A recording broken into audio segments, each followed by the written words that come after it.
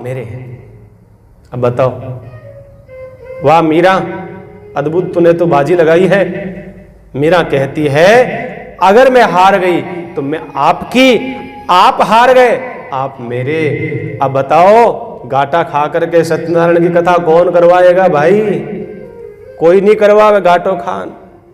Meera by होशियार थी। हकीकत में ये दुनिया के जितने लोग हैं सृष्टि के, संत कहते हैं सब मूर्ख हैं। एक मीरा ही होशियार थी जो ऐसी गेम खेलती थी, बाजी रखती थी कि प्रभु मेरे तो दोनों हाथों में मुट्ठी में लड्डू है, दोनों हाथों में लड्डू है मेरे तो। अगर मैं हार गई तो आपकी, आप हार गए तो मेरे हैं। देखो, इस संसार की जितनी भी खेल होते हैं, जितनी भी बाजी होती है, उन सब में नुकसान और फायदा दोनों होते हैं। देखो, कोई भी खेल खेल लो आप, शर्त लगाओगे तो दो परिणाम आएंगे, या तो फायदा आएगा या नुकसान होगा। लेकिन परमात्मा के साथ आप शर्त लगाओगे तो भाई फायदा ही फायदा है, नुकसान तो है ही नहीं। नुकसान तो कहां से होगा? नुकसान होगा? नुकसान नहीं होगा। परमात्मा के साथ में अगर आप शर्त लगाते हो तो, संसार से शर्त लगाओगे तो नुकसान और फायदा दोनों हो सकते हैं, पर परमात्मा के साथ में नहीं। तुलसी कहते हैं प्रभु बड़े दयालु हैं, इसीलिए कहा कि कैसे? कहा भगवान का, जो भगवान सबको फायदा करता है, जो हारता है जीतता दोनों को फायदा। जब राम रावण का युद्ध हो रहा था, लंका की सीमा के अंदर प्रवेश नहीं कर पाए राम, और उस समय बाहर युद्ध चल रहा था, और राम ने बाण लगाए रावण को, और रावण को नीचे पटका, और रावण हंसने लगा। राम जी ने कहने लगे अरे भाई रावण है, तेरे तू मरने जा रहा है, तेरी हालत खराब कर दी मैंने, सारी सेना हार गई तेरी, और तू फिर भी हंस रहा है, क्यों भाई? हंसी किस बात की आ रही है तेरे को, बताना जरा।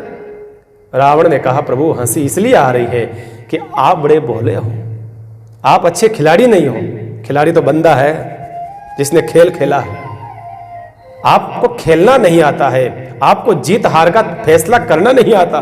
कहा कि क्यों? कहा प्रभु इस बंदे को देखो, इतना समझदार खिलाड़ी था, सबसे पहले आपकी पत्नी का हरण किया कि नहीं किया? कहा किया। और फिर आप आए लंका के अंदर समुद्र पार करके, लेकिन मेरी लंका की जो प्रकोटा है उसमें प्रवेश कर पाए? का नहीं कर पाया। और दूसरा, मेरे जितने परिवार के सगे संबंधी हैं सबको मैंने आगे करा, उन सबको आपने मार दिया। कहा मार तो दिया। कहा प्रभु उन सबको मैंने आपके लोक में भेज दिया, पहले मैंने परिवार वालों को आपके हाथों से मुक्त करवाया, फिर मेरे राक्षसों को मुक्त करवाया। अब बंदा वो आपका बाण लगा है और वो आपके घर में जा रहा है, आपके लोक में प्रवेश करने जा रहा है। आपकी आंखों के सामने मैं आपके घर में जा रहा हूं, लेकिन आपकी ताकत नहीं है कि आप मेरे इस लंका के प्रखोटे में प्रवेश कर पाए। देखिए प्रभु ये बंदे वहां खेल खेला है। भगवान ने कहा भाई यहां तो मैं हार जाता हूं, ऐसी जगह में खुद हार जाता हूं, क्या करूं मैं? परमात्मा की दयालुता देखो भाई, मेरे राम जितना कौन दयालु होगा, मेरे राम के जितना कौन कृपालु हो सकता है?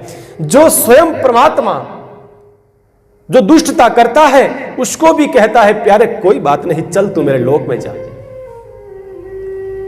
दुष्टता करता है ना उसको भी भगवान अपने लोक में भेज देते हैं प्यारे। अब बताइए आप क्या मानते हैं इन चीजों को? मेरा राम करुणा निधान है, एक बार तू आ तो सही। तब तुलसी के शब्द हैं, तुलसी ने क्या कहा? तुलसी कहते हैं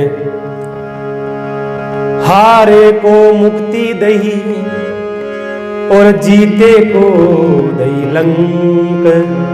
देखिए दो भाई थे, एक रावण था एक विभीषण था, जो हार गया युद्ध में, उसको क्या दे दिया? भगवान ने मुक्ति दे दी, जा तेरे को मुक्त करता हूं संसार से। और जब भाई जीत गया विभीषण, उसको वापस लंका दे दी। अब हकीकत सच बताना, फायदे में कौन रहा? फायदे में रावण रहा। रावण मुक्त हो गया था। जो भगवान के हाथों से मरता है ना, उसमें कोई संदेह नहीं है मुक्त होने में। विभीषण को बेचारे को लंका मिली। क्या फायदा भाई लंका में? क्या फायदा है तो वो भोगों की नगरी। तुलसी कहते हैं भगवान राम बड़े दयालु हैं। हारे को मुक्ति दही, जीते को दई लंक। अरे अंधाधुन सरकार है, तुलसी भजो निशंक। तुलसी जी कहते हैं ये सरकार भगवान भरोसे चल है। राम जी की जो सरकार है ना, पोपाबाई को राज है। क्यों भाई? अंधाधुन सरकार है, तुलसी भजो निशंक। भगवान को कैसे ही भजो, परमात्मा को। भगवान भला ही करने वाला है, जीवों का बेड़ा पार लगाने वाला। ऐसे ही मीराबाई कर रही है। मीराबाई परमात्मा को बाजी, अपने आप को बाजी पे रखती है और भगवान को कहती है, प्रभु यूं ही आप मेरे, यूं ही मैं आपकी। देखो संसार के खेल खेलने से चाहे परमात्मा के साथ खेल खेलो, ठाकुर के साथ खेल खेलो। कितना परमात्मा दयालु है।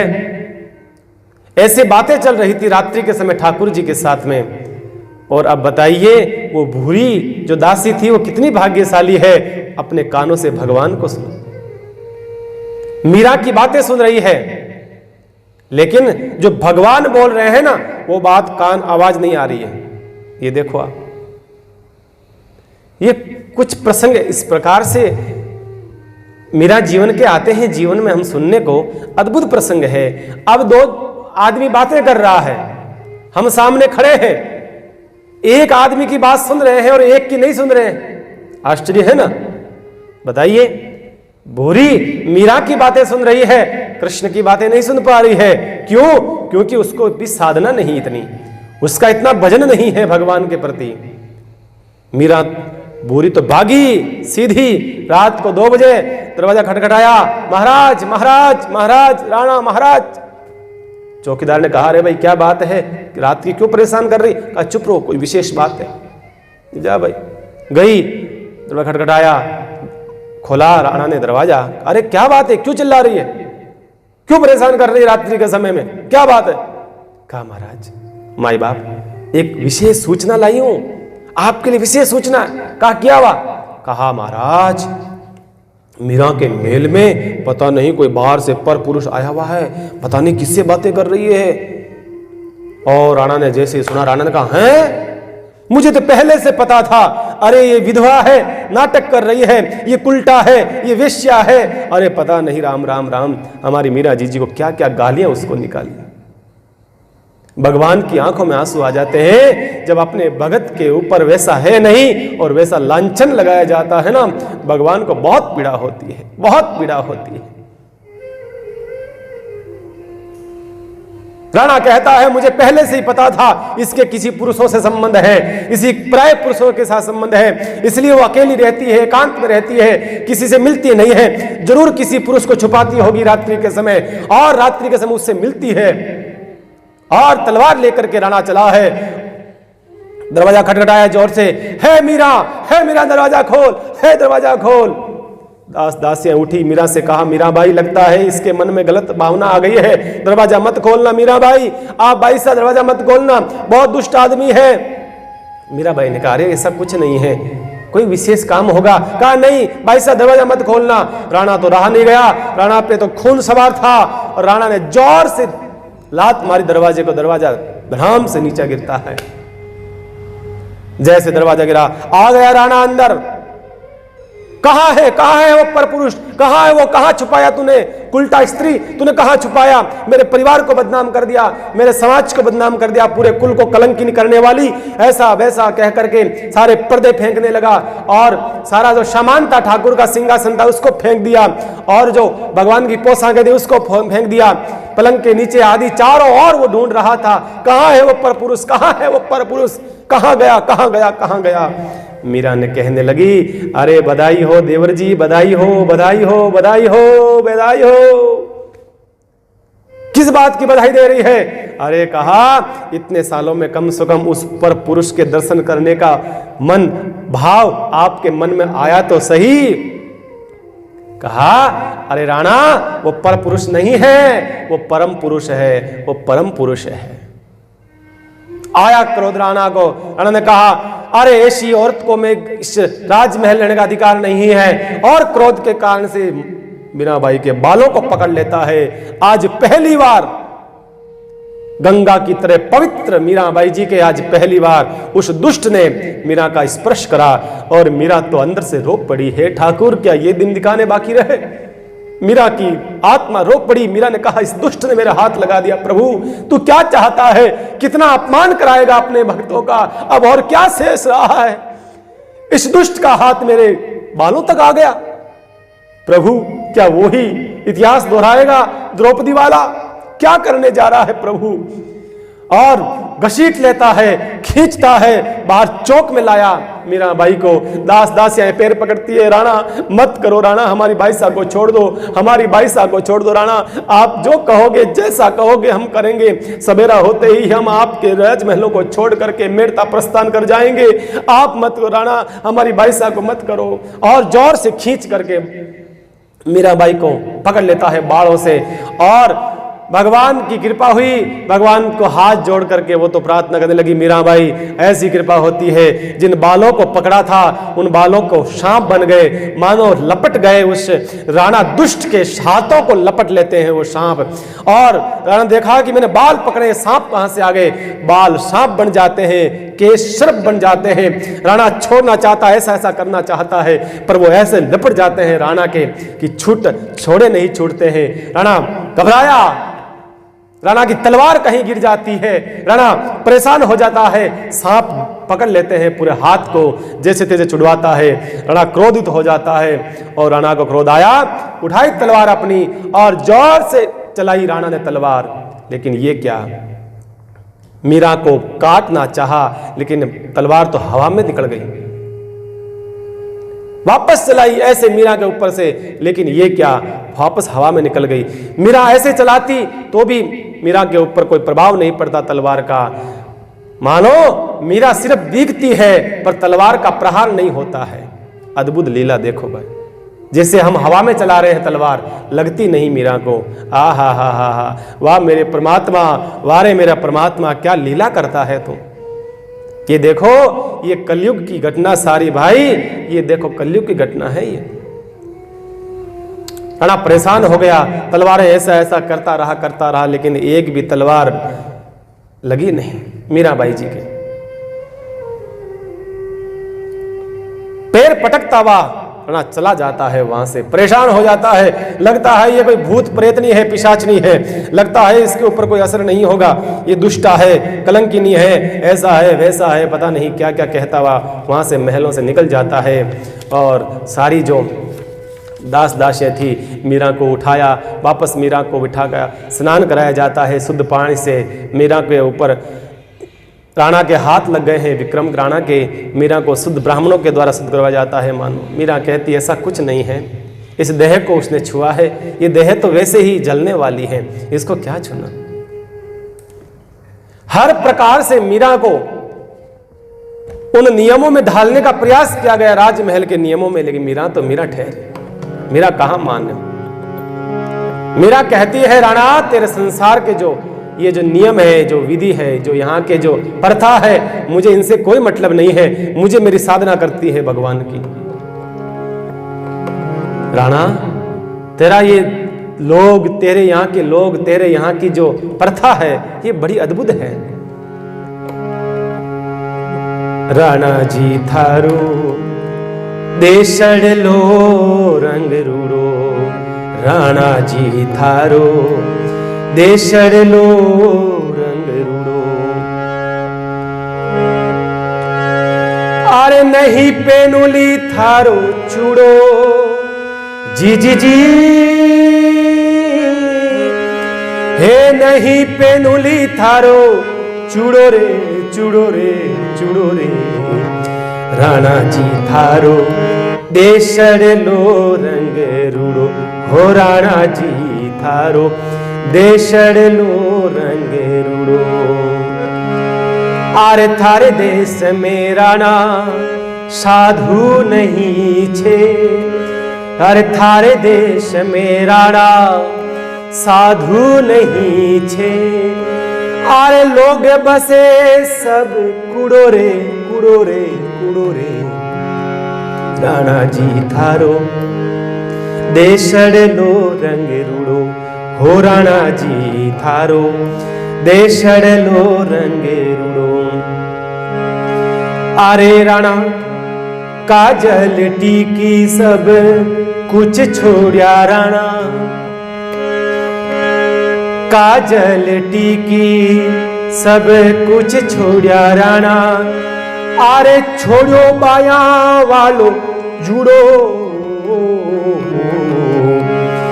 हे छोड़ो बाया वालो चूड़ो रे चूड़ो रे चूड़ो रे। राणा जी थारो देशड़ लो रंग रूड़ो, हे राणा जी थारो देशड़ लो रंग रूड़ो। हे नहीं पेनुली थारो चूड़ो रे, नहीं पेनुली थारो चूड़ो रे चूड़ो रे चूड़ो रे। राणा जी थारो देशड़ लो रंग रूड़ो, हे राणा जी थारो देशड़ लो रंग रूड़ो। अरे थारे श्रृंगार सब कुछ छोड़ा राणा, थारा श्रृंगार सब कुछ छोड़ा राणा। हे छोड़ो माता वालो जुड़ो,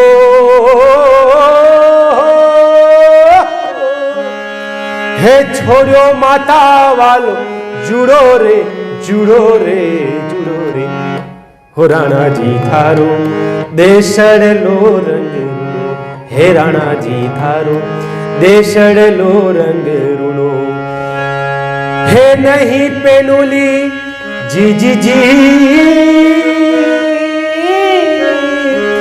नहीं पेनुली थारो चूड़ो रे चूड़ो रे। राणा जी थारो देशड़ लो रंग रूड़ो, हे राणा जी थारो देशड़ लो रंग रूड़ो। तन की आस राणा कबहू न कीनी, हे तन की आस राणा कबहू न कीनी। अरे जूरन माही शूरो, अरे जूरन माही शूरो रे शूरो रे शूरो रे। राणा जी थारो देशड़ लो रंग रूड़ो, हे राणा जी थारो देशड़ लो रंग रूड़ो, हे देशड़ लो रंग रूड़ो। बाई मीरा के वे प्रभु गिरधर नागर, बाई मीरा के वे प्रभु गिरधर नागर। अरे वर पायो में पूरो रे राणा, हे वर पायो में पूरो रे पूरो रे पूरो रे पूरो। हे राणा जी थारो देशड़ लो रंग रूड़ो, हे राणा जी थारो देशड़ लो रंग रूड़ो। अरे नहीं पेनुली थारो चूड़ो रे, हे नहीं पेनुली थारो चूड़ो रे चूड़ो रे चूड़ो रे। राणा जी थारो देशड़ लो रंग रूड़ो, हे राणा जी थारो देशड़ लो रंग रूड़ो, हे राणा जी थारो देशड़ लो रंग रूड़ो। मीराबाई मानो राणा को कहना चाहती है, राणा तुम्हारे ये संसार के जो है ना रीत है प्रीत है, संसार के साज श्रृंगार, ये हमें क्या आवश्यकता है? हमें क्यों परेशान करते हो? हम तो भगवान की भक्ति में लगे हैं, हम किसी से कुछ मांगते नहीं, किसी को कुछ कहते नहीं, हमें क्यों परेशान करते हो राणा? पर भाई दुष्ट का काम तो दुष्टता करना है। राणा तो फिर भी मीरा जी को परेशान करने लगे। एक दिन दासियों ने मीराबाई जी से कहा, भाई साहब, इस संसार में, इस दुनिया में ये राजमहल के लोग आपके दुश्मन बने बैठे हैं। भाई साहब, क्यों परेशान होते हो यहां पर? क्यों नहीं आप यहां से निकल जाओ? मीरा कहने लगी, देखो भाई, चंपा, चमेली, केसर, मैं कहां जाऊं? मुझे ठोर कहां है? मैं कहां जाऊं इस संसार के अंदर? मैं जहां भी जाऊंगी, मुझे परमात्मा के चरण के अलावा मुझे और कहां जगह है? मुझे ठाकुर के चरणों के अलावा कहीं स्थान नहीं मिलेगा। देखो दासियों, चंपा, मेरे पिताजी ने मेरा हाथ भोजराज के हाथ में दिया है और ऐसा कहता है, बेटी सीधी आती है फिर आड़ी ही जा निकलती है वहां से वापस। इस घर के अंदर मैं आई हूं चल करके, इस घर से वापस मैं कैसे जाऊं? भोज मुझे शादी विवाह करके लेकर के आए हैं, इसको छोड़ के मैं इस स्थान को छोड़ के कहां जाऊं? दासियों ने कहा, मीराबाई से कहा कि वो सब ठीक है, लेकिन बैसा परिस्थिति हमारे अनुकूल नहीं है। भक्ति करना है आपको, हम भी चाहते हैं आपके साथ हम भी भक्ति करें, पर इस प्रकार से तिल तिल मरने से क्या मतलब है भाई साहब? भक्ति तो निशंक होकर के की जाती है और आप इस राजमहल की चार दीवारी में रह करके आपको भक्ति करनी पड़ती है, क्या मतलब रहा भाई साहब? हम नहीं, हमारा आपको जब राणा रात अभी कुछ दिन पहले आपके राणा ने जब बाल पकड़े थे, हमारा मन हुआ कि अभी राणा को हम तलवार से काट दें, राणा का सिर गर्दन से अलग कर दें, पर क्या करें, हम बंधी हुई हैं मजबूरी की बेड़ियों से। भाई साहब, राणा आपको जब उल्टा कहता है, विधवा कहता है, और भाई साहब आपको तो लांछन लगा करके वेश्या तक आपको कह दिया, आपको कुछ नहीं होता है, हमारा हृदय जलता है, हमारी आत्मा अंदर से रोती है। भाई साहब, आप जैसी पवित्र गंगा की तरह पवित्र रानी को कोई ऐसा शब्द कह देता है, भाई साहब आप सहन कर सकती हो, आपकी साधना की ताकत है, पर हम सहन नहीं कर सकती हैं। इस धरती के ऊपर आप जैसी वीरांगना सब कुछ शस्त्र जानती है, तलवार चलाना जानती है, लेकिन एक बार भी राणा के सामने आपने प्रहार नहीं किया। क्यों? मीरा कहती है, चंपा, मेरे संस्कार मुझे नहीं सिखाते ये सब करना। मेरे माँ बाप ने, मेरे बाबूसा ने मेरे को संस्कार नहीं दिए इस प्रकार से। मैं सब जानती हूं, सारी विद्या जानती हूं, सारे शस्त्र जानती हूं, लेकिन मैंने हाथ नहीं उठाया। इसलिए नहीं उठाया मैंने कि कल ने समाज क्या कहेगा। मीरा मरते मरते लांछन नहीं लगाना चाहती है किसी प्रकार का जीवन में, इस प्रकार का, इसलिए मैंने शस्त्र नहीं उठाया। चंपा कहने लगी, मीरा जी, फिर भी हम तो आपसे यही प्रार्थना करेंगे, बार बार आपसे निवेदन करेंगे, कुछ भी हो जाए आप इस जगह को छोड़ दो, हम नहीं रह सकती इस प्रकार से। रात दिन आपको दुख दिए जाते हैं, परेशान किया जाता है ना, कैसे रहेंगे यहां? भाई सारी दासियां हाथ जोड़ के मीरा के चरणों में गिर पड़ी। मीरा भाई साहब, हमारी बात मानो, हमारी बात मानो, जगह को छोड़ दो, ये जगह आपके लिए उचित नहीं है, यहां षड्यंत्र रचे जाते हैं। मीरा कहने लगी, भाई मैं कहां जाऊं? मैं तो संतों के अलावा, इस महापुरुषों के अलावा मुझे जगह कहाँ है? मैं तो संतों के साथ में ही रह सकती हूँ, इस संसार के साथ तो मैं रह नहीं सकती हूँ। क्योंकि मीरा का कहना है, भाई मेरे जीवन तो संतों के साथ में ही है, और मुझे जहाँ संत और सत्संग मिल जाता है मैं तो वहीं रहना पसंद करती हूँ। मेरा भजन करती है। और मीराबाई कल हम श्रवण करेंगे, मीराबाई कहती है कि मेरे हाथ में कुछ भी फैसला नहीं है करना, जो कुछ फैसला करेंगे मेरे संत लोग करेंगे, मेरे भगवान करेंगे। देखिए मीराबाई अपने जीवन का सारा फैसला किसी महापुरुष से पूछना चाहती है, और वह महापुरुष कौन है? गोस्वामी तुलसीदास जी महाराज। कल बड़ा सुंदर प्रसंग आएगा। गोस्वामी तुलसीदास जी महाराज को एक पत्र लिखा जाएगा मीराबाई के द्वारा। उस पत्र में क्या लिखती है, पुनः वापस पत्र आता है, गोस्वामी तुलसीदास जी क्या कहते हैं। बड़ा अद्भुत प्रसंग आप लोग सब कल की कथा में श्रवण करेंगे। आइए।